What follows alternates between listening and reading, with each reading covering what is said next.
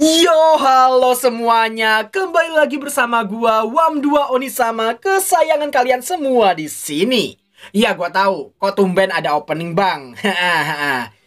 Gua cuma mau ngasih tahu ke kalian tentang jadwal channel ini ke depannya, cuy. BTW kalau sempat bakal gua jadiin banner, dan kalau nggak sempat mungkin gua post aja di komunitas kayak biasanya. Gini guys, gua bagi jadi 2 segmen untuk jadwalnya. Ada yang per episode alias per minggu, ada juga yang per 2 episode alias 2 minggu sekali. Untuk yang per minggu dulu, Senin Gachiakuta, Kamis Suyokute New Saga, Sabtu Tougen Anki, dan Minggu Kaiju nomor 8. Oke, besok ada Kaiju ya, besok Kaiju cuy. Terus yang per 2 minggu, ada Kaoruhana setiap Selasa atau Rabu mungkin, dan Mizuzokusei di hari Jumatnya. Apakah bisa kehandle semua? Jujur gua nggak yakin, apalagi menyeimbangkan jadwal real dan YouTube itu sulit banget bagi gua. Ditambah gua kembali jadi solo player cuy, setelah si Burhan bawa kabur semua duit Wam2. Jadi ya kita lihat aja ke depannya gimana. Berhubung udah kelamaan, mari kita langsung aja ke alur ceritanya. Ikuzo! 3, 2, 1, fire!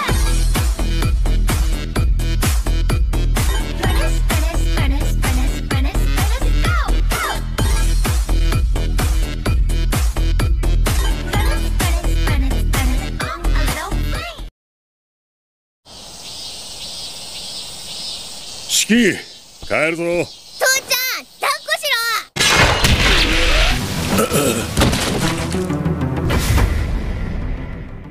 Setelah terbangun dari pingsannya, Shiki mendapati diri sedang berada di sebuah ruangan yang cukup luas. Dan tepat di sebelahnya, nampak seorang pria yang kita lihat sebelumnya tengah handstand pakai payung. Setelah mengingatkan dirinya adalah tipe orang yang tak suka membuang waktu, sosok bernama Mudano Naito ini kemudian memberitahukan Shiki sedang berada di tempat rahasia, sedangkan jasad Pasuyoshi telah disimpan di tempat yang aman. Ada 2 alasan kenapa Mudano membawanya ke tempat ini, yakni evaluasi dan juga pemulihan. Melihat sorot mata Shiki, Mudano mengira Shiki penasaran dengan sepatu rodanya dan malah menjelaskannya. Yang artinya masa bodoh. Singkat waktu setelah menjelaskan bahwa sosok yang menghabisi ayahnya adalah salah satu keturunan Momotaro dari agensi Momotaro, Shiki juga dijelaskan para Oni juga memiliki agensi mereka sendiri. Dan Mudano udah kayak pencari talent berbakat yang menilai apakah Oni itu pantas bergabung atau tidak. Nah, di saat Shiki yang dibiarkan mengajukan pertanyaan, mulut kasarnya itu tak henti-hentinya mengeluarkan kata-kata kasar dan membuatnya kehilangan poin evaluasi.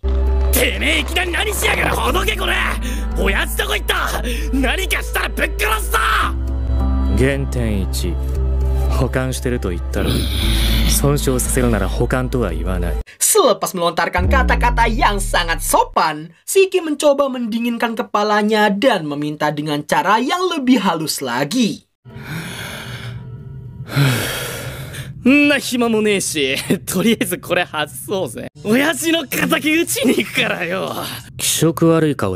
Mengetahui Shiki adalah tipikal yang minus otak, Mudano berniat menggunakan satu metode yang akan cocok dengannya.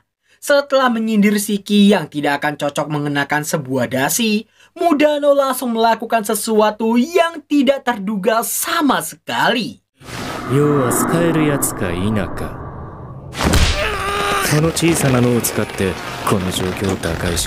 Sontak Shiki pun sangat shock mendapati Mudano yang sampai tega melakukan semua itu.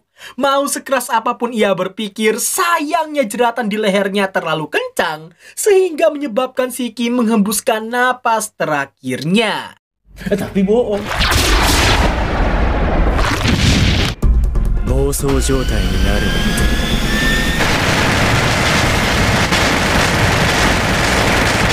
Jelas lepas kendali hingga jadi berserk seutuhnya membuat Shiki kehilangan 100 poin evaluasi.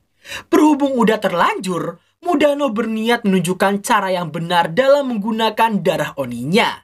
Biarpun Shiki nanti tidak akan mengingatnya sama sekali.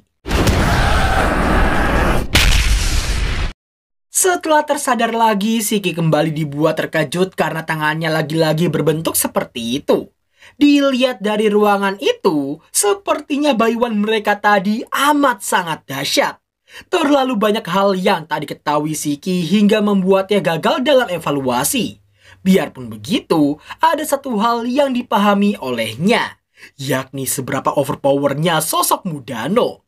Meski telah dinyatakan gagal, tapi Shiki belum menyerah dan terpaksa bersujud, memohon diangkat menjadi bawahannya. Mau apapun alasannya, Mudano tetap menolaknya. 言ったろ買えないやつはいらないと Di saat Mudano yang terlihat akan mengeksekusinya dengan payung darahnya, Shiki sepertinya menyadari sesuatu dan langsung berlari memutar sembari melukai tangannya sendiri. Sementara itu Mudano bersiap dengan payung durinya sembari memikirkan 4 kemungkinan yang akan dilakukan oleh Shiki. Menerjang sembarangan, meluncur rendah dan mengincar kaki, melompat dan menyerang area atas, ataukah mengecoh dan mundur. Dan ternyata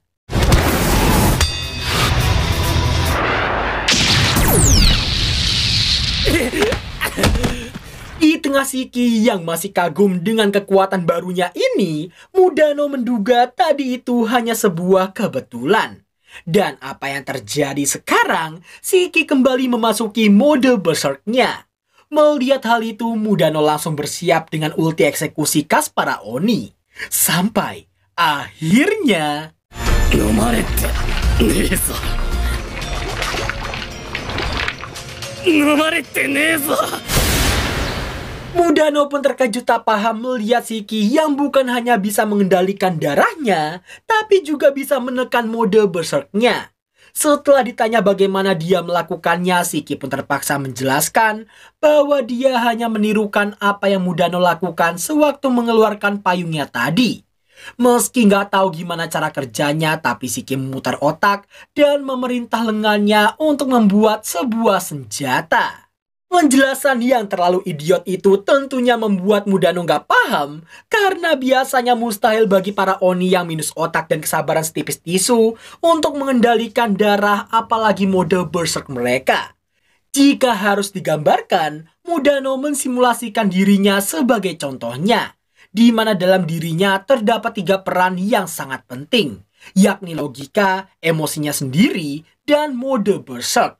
Dengan pengendalian yang tepat, kekuatan yang keluar juga akan tepat. Sedangkan untuk Shiki... やべっす艦長爆破俺はやるったらやるんだよ最高ださじゃねえよっしゃ Bukan dengan sikap rasionalnya, kontrol darah Shiki mengandalkan insting murninya. Masih kasar tapi daya ledaknya agak di luar nalar. Shiki lalu menekankan dirinya akan jadi lebih kuat supaya dia bisa balas dendam dan jadi orang yang berguna bagi agensi Oninya nanti.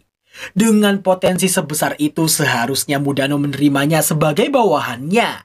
Tapi tidak, Mudano menolak menjadikannya sebagai bawahannya. Dirinya terlihat akan mengeksekusi apa yang tidak berguna baginya.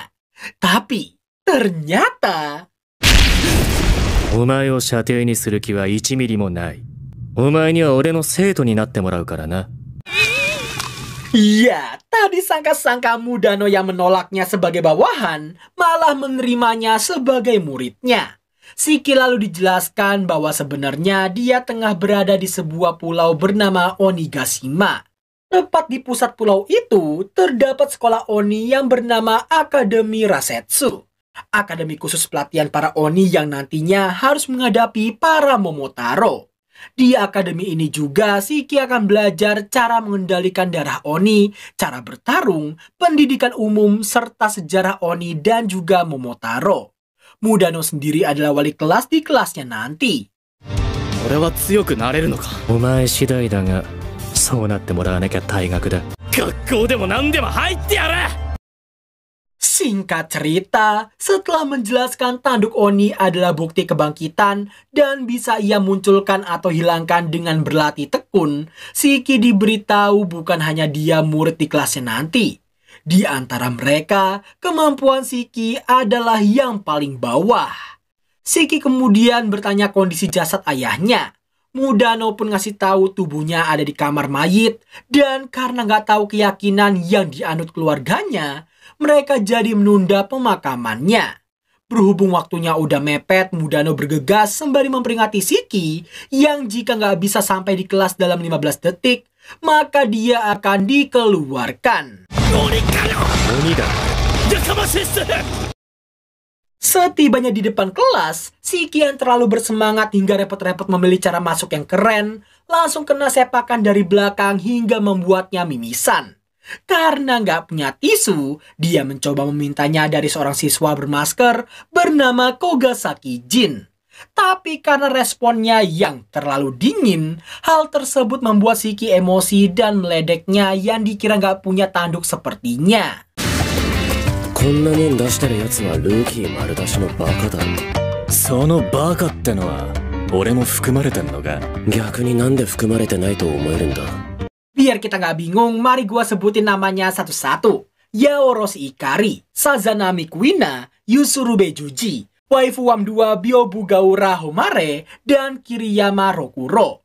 Melihat Yusurube yang berniat nyobek kertas bukunya sebagai pengganti tisu, Shiki udah ngasih tahu dia nggak perlu repot-repot melakukan hal itu. 使ってくれ。それ詰めたら痛そうだからいいや。 Di tengah Shiki, si MC nggak sabaran yang terus berlagak di sana, tiba-tiba aja Mudano datang dan membuat mereka semua terkejut melihatnya.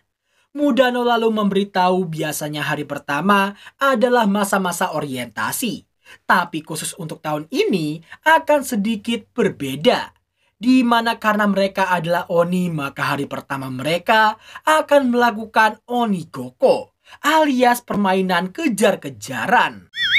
あ、遊ぶの? Sebelum mereka memulainya, Mudano menjelaskan aturan mainnya dulu. Di mana dalam 1 jam ke depan mereka harus kembali ke sekolah melalui hutan Shinra.